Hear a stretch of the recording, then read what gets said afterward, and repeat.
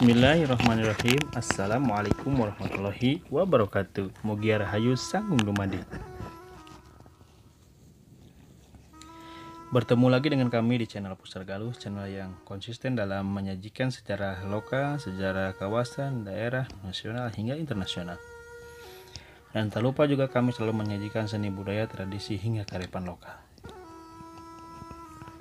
Pada pertemuan kali ini kita akan membahas tentang kedudukan dan peran bupati di Priangan sejak zaman kolonial.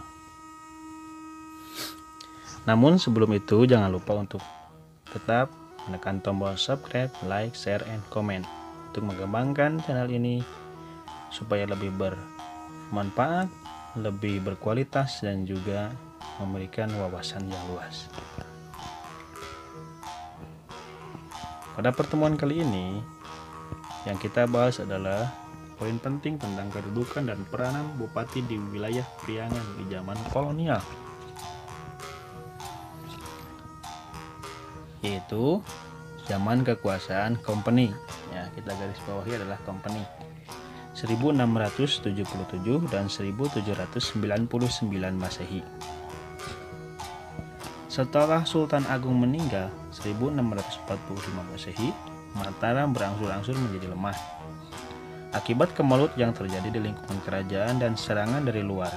Misalnya, pertengahan tahun 1677, pusat kerajaan Mataram diserang oleh pasukan Madura pimpinan Pangeran Trunojoyo,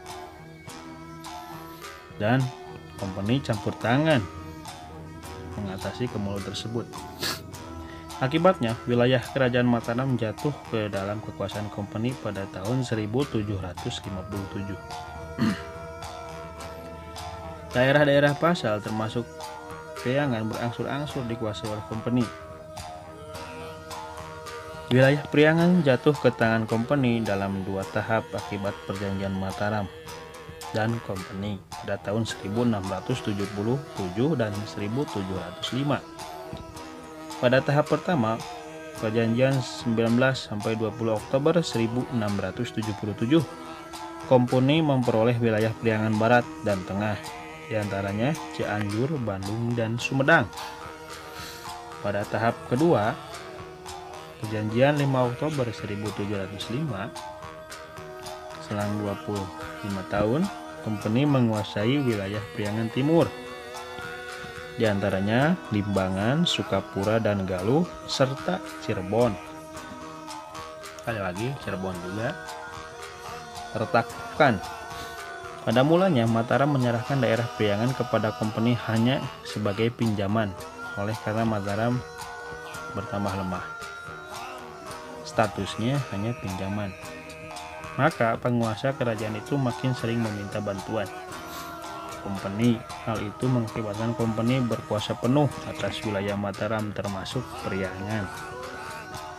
Lama-kelamaan, jika internal sudah tidak bisa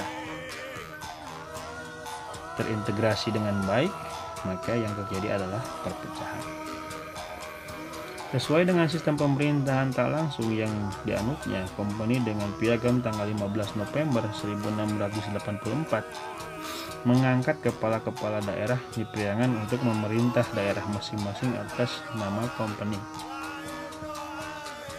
Pengangkatan kepala-kepala daerah itu disertai oleh pemberian sejumlah cacah sebagai berikut. 1. Pangeran Sumedang diberikan 1015 cacah. 2. Demang Kibanganten 1125 cacah. Tumenggung Sukapura 1125 cacah. Tumenggung Parakan Muncang 1076 cacah. Gubernur Imban Nagara, ini unik ya, zaman VOC itu company Belanda ini ada tingkatan gubernur ya, 708 cacah. Gubernur Kawasen 605 cacah. 7. Lurah-lurah Bojong Lompang termasuk Ciancang itu ada 20 cacah dan ditambah 10 desa. Jelas di bawahnya ada juga desa-desa penyangga kotanya. Kompeni memahami bahwa bupati yang memiliki wibawa dan pengaruh besar terhadap rakyat sangat penting fungsinya dan peranannya bagi keberhasilan politik. Pada saat itu menekankan pada politik dagang dan eksploitasi kompeni. Akan tetapi penguasa kompeni pun menyadari bahwa pengangkatan salah seorang bupati di Priangan menjadi bupati kepala mungkin akan menimbulkan konflik di antara bupati-bupati lainnya seperti zaman kekuasaan Mataram atau masalah lainnya. Atas dasar itu, kompeni memilih penguasa pribumi di luar Priangan yang dianggap cakap dan dapat dipercaya serta memahami permasalahan bupati dan rakyat pribumi. Dengan bersuit tanggal 19 Februari 1706, kompeni mengangkat Pangeran Arya Cirebon menjadi bupati kompeni, setara dengan Wedana Bupati. Tugasnya adalah mengawasi dan mengkoordinir bupati-bupati di wilayah Priangan agar mereka melaksanakan kewajiban-kewajiban terhadap kompeni dengan baik dan lancar. Pengangkatan bupati kompeni untuk wilayah Priangan tidak berarti kompeni mengadakan perubahan drastis dalam sistem pemerintahan di daerah tersebut. Pada awal kekuasaannya, kompeni hanya menuntut agar kekuasaan kompeni diakui oleh para bupati dengan jaminan menjual hasil bumi tertentu kepada POC.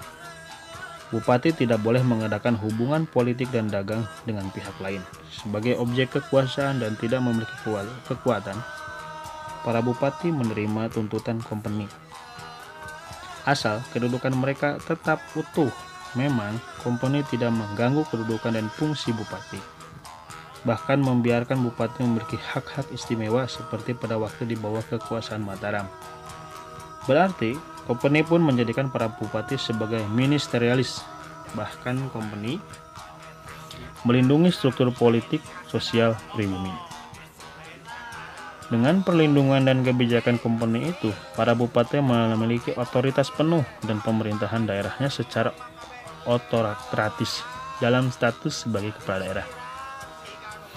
Dan pemimpin tradisional bupati dalam menjalankan kekuasaan pribadi atas rakyatnya. Dibantu oleh para pejabat bawahan seperti pada zaman Mataram dengan loyalitas pribadi terhadap bupati. Sistem pemerintahan serta gaya hidup bupati di Priangan sampai waktu itu masih tetap merupakan replika raja-raja di bumi Nusantara. Baik dalam pakaiannya maupun dalam tata cara kebupatian lainnya adalah tata cara bupati di wilayah Priangan. Setiap kabupaten merupakan tempat tinggal keluarga bupati dan sanak keluarganya. Mereka dilayani sejumlah pelayan khusus maupun tetap dan tenaga kerja wajib kawula dalam bahasa Sunda yang berganti-ganti setiap hari. Namun demikian, pada umumnya bupati dapat hidup mewah. Ya, ini adalah miniatur keraton. Makin intensifnya eksploitasi kompeni menyebabkan penghasilan bupati pun semakin bertambah, yaitu dari presentasi dan hadiah-hadiah di luar penghasilan resmi hasil berbagai pajak bumi dan bangunan. Sampai sekarang kan PBB masih ada, itulah hasil dari zaman kolonial.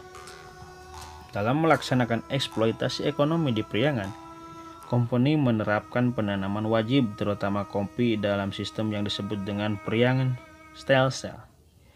Jadi sebelum adanya struktur style di wilayah Jawa Barat, khususnya Priangan, sudah mengenal sistem tanam paksa dalam bentuk sistem Priangan atau Priangan Style Cell. Sehubungan dengan hal itu, kompeni memberikan presentase dan hadiah kepada para bupati, namun bukan berarti kompeni baik hati. Tetapi pemberian hadiah itu mengandung tujuan agar para bupati mematuhi aturan dan melaksanakan tugas serta kewajiban bagi kepentingan kompeni, yaitu 1. Melaksanakan penanaman kopi, lada, tarum atau nila, kapas dan lainnya. Ini pada era zaman kompeni atau Belanda. 2. Tiap tahun menyerahkan hasil panen tanaman tersebut kepada kompeni dan mengurus pengangkutannya. 3. Bertanggung jawab atas jumlah pohon kopi yang harus dipelihara dan menyerahkan hasil panennya dalam jumlah yang sudah ditentukan. 4. Mengerahkan dan menyerahkan tenaga kerja rodi. 5. Memelihara keamanan ketertiban daerah masing-masing. 6. Tidak boleh mengangkat atau memecat umbul pegawai bawahan bupati tanpa pertimbangan Bupati Kompeni atau penguasa Kompeni Cirebon. 7. Melakukan sensus penduduk tiap tahun dan melaporkannya ke Batavia. 8. Mengawasi kegiatan keagamaan, terutama kegiatan kiai. 9. Pada waktu tertentu para bupati wajib menghadap Gubernur Jenderal di Batavia sebagai tanda kehormatan. Semula, penanaman kopi belum dilakukan secara besar-besaran dan intensif. Setelah kompeni mengetahui bahwa penjualan kopi mendatangkan keuntungan yang sangat besar, penanaman kopi pun ditingkatkan. Luar biasa ya, sampai saat ini kopi banyak macamnya dan juga sangat diminati kaum milenial. Penanaman kopi dalam jumlah besar dimulai pada tahun 1707 Masehi. Bupati yang pertama kali menyerahkan hasil kopi kepada kompeni adalah Bupati Cianjur Raden Arya Wiranatandata tahun 1711. Bismillah, kita membahas tentang kedudukan dan peran bupati pada masa kolonial, dan ternyata masih istimewa, bahkan semakin meningkat pendapatannya dan kedudukannya sebagai bupati akibat dari pengembangan penanaman kopi dan juga berbagai hasil bumi lainnya, baik untuk masyarakat maupun pemerintah kolonial. Jelas di sini semakin membuka lahan, dan pembukaan lahan tersebut berdampak positif untuk kedepannya menjadi sumber daya manusia dari hasil penjajahan Belanda tersebut. Walaupun sangat-sangat merugikan dari semua jenis bentuk penjajahan, namun kelak kemudian hari dapat menjadi aset untuk kelahiran daerah tersebut. Terima kasih untuk pertemuan kali ini, mudah-mudahan bermanfaat dan menjadi wawasan untuk kita semua, khususnya untuk saya. Akhirul kalam, assalamualaikum warahmatullahi wabarakatuh. Sampurasun, Mugia Rahayu, Sambung.